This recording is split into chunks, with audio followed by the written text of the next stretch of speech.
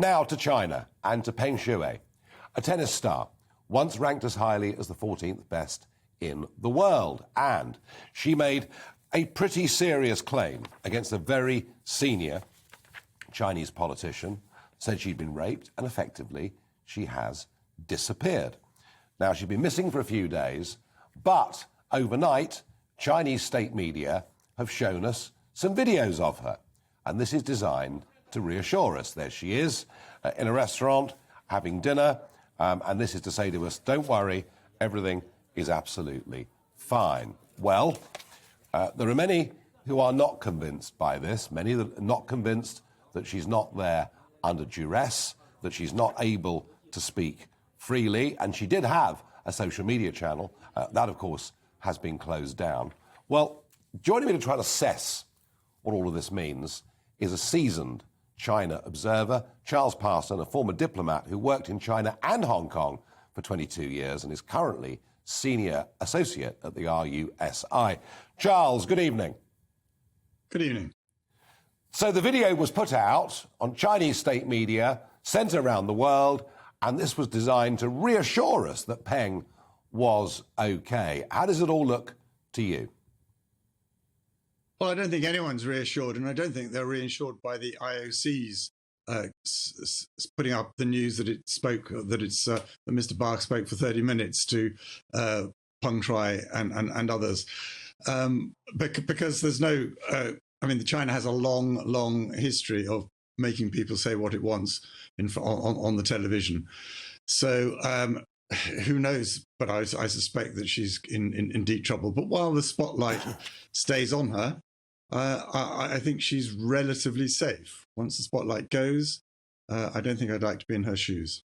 Yes, I mean, various tennis associations were not as convinced as the IOC seemed to be. I also noticed some quite big publicity once again about the Uyghurs and the camps they go into.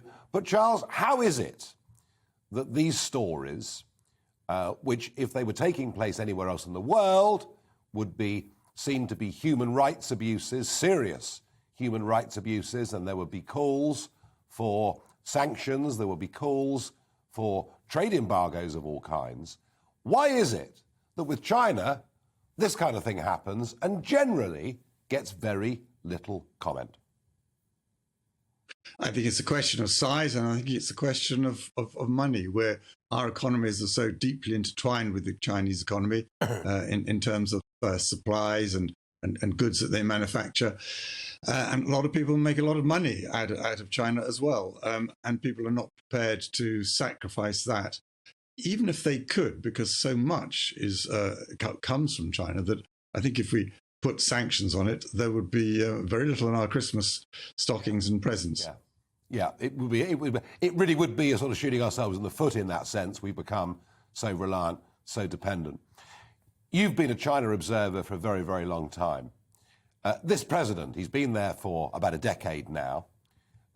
Is he really at the heart of this problem in terms of Chinese aggression? I mean, we're now seeing, we don't quite know the truth of it, but we're now seeing Chinese missiles being used. We're seeing massive growth of the Chinese military. We're seeing some pretty bellicose statements being made about Taiwan. Is this all down to the all-powerful President Xi? I didn't put it all down to him, because I think it started before he came to power.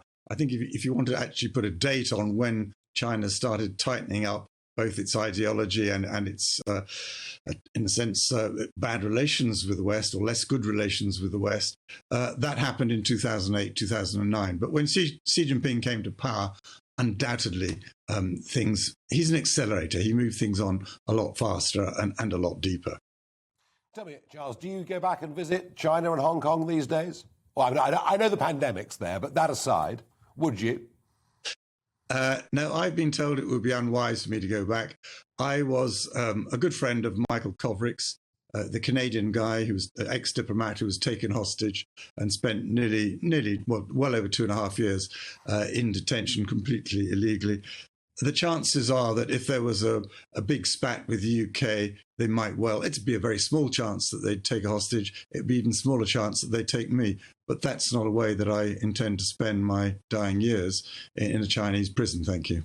No, absolutely. And Charles, thank you for coming on and having that frank conversation about China. Thank you.